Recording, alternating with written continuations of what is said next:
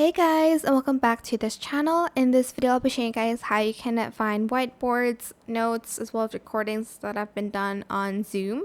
So to do that, you're just going to go back to the workplace here. Then you can just select whiteboards and you'll be able to see past whiteboards that you have done here, as well as the notes that you've done as well.